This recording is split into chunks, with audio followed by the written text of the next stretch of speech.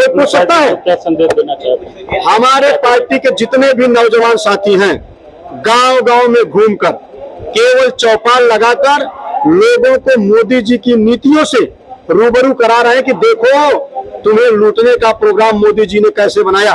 और समाजवादी पार्टी बसपा, इनको तो चुल्लू भर पानी में डूब मरना चाहिए। अखिलेश यादव तो केवल मुख्यमंत्री बनने का सपना देखते हैं और मैं विश्वास दिलाता हूं इस जन्म में तो नहीं बन सकते हैं। अब ये नहीं कहता हूं कि देश की जनता उब जाए तब भले बना दे, एक लक्षण नहीं है मुख्यमंत्री का। इस देश में सबसे बड़ा भ्रष्ट बेईमान आरक्षण तो क्या कह रहे हैं? आरक्षण 10% काट के सफल में जोड़ दिया गया।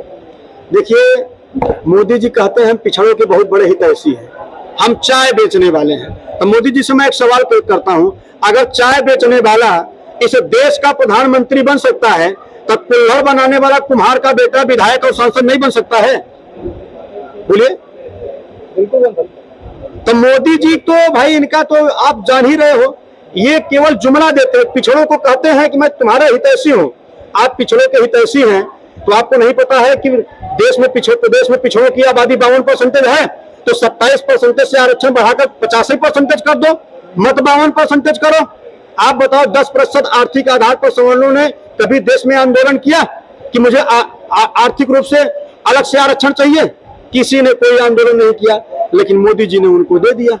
इसलिए दे दिया क्योंकि उन लोगों के पास माल है और उसका बैरियर रखे हैं कि 8 लाख रुपया, जो सवर्ण 8 लाख रुपया सालाना कमाएगा वो गरीब है।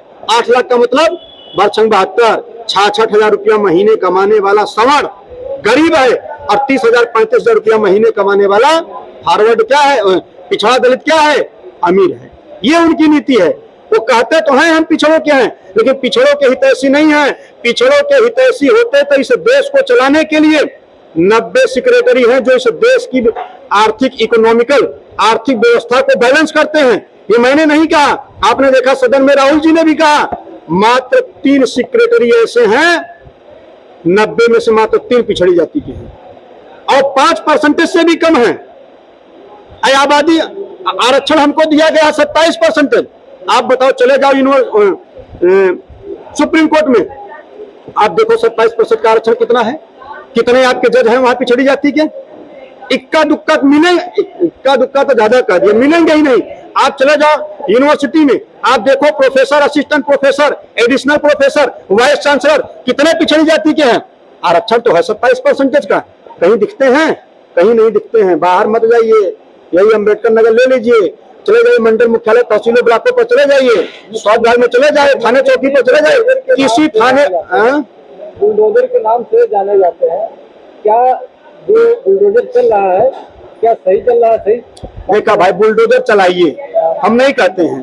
बुलडोजर उस पर चलाइए जो बुलडोजर का पात्र हो। धनंजय सिंह पर नहीं चला दे रहे हैं बुलडोजर, आयोग चला देंगे। दिवाकर सिंह पर नहीं चला दे रहे हैं बुलडोजर, आयोग। कुलदीप सेंगर के यहाँ बुलडोजर नहीं चला दिए, आयोग। टोनी के यहाँ बुलडोजर नहीं चला दिए, आयोग। सबसे ज्यादा माफिया, रेपिस्ट, दलाल, धूर्त कह दीजिए, बेईमान, मक्कार, झूठ बोले में नंबर 1, जो नागपुर से ट्रेनिंग लेकर आए हैं। किसी पार्टी में नेता है तो उसका नाम है बीजेपी, भारतीय झूठ पार्टी। वहां ट्रेनिंग दिया जाता है। आप पूछो ना, हम तो कहते हैं पत्रकार साथियों से पूछो, योगी जी से, कि बताओ इन लोगों के यहाँ बुलडोजर क्यों नहीं चलाते हो? बुलडोजर चलाएंगे, गरीबों के यहाँ चलाएंगे। थोड़ा सा कोई गलत काम कर देगा तो उसके यहाँ चला देंगे। जमीन हड़पने वाले जो अत्याचारी हैं उनके यहाँ नहीं चलाएंगे। बीजेपी एक ऐसी पार्टी है जहां पर जितना भी आप कोई कितना भी बुरा काम कर लो, आप बीजेपी में चले जाओ, सारे गुनाह है आपके माफ। वो ऐसी मशीन रखे हैं कि इधर से डालते हैं तो उधर से क्लीन निकलता है। पूरे विश्व की कोई पार्टी है क्लीन करने वाली तो पार्टी भारतीय जनता पार्टी है।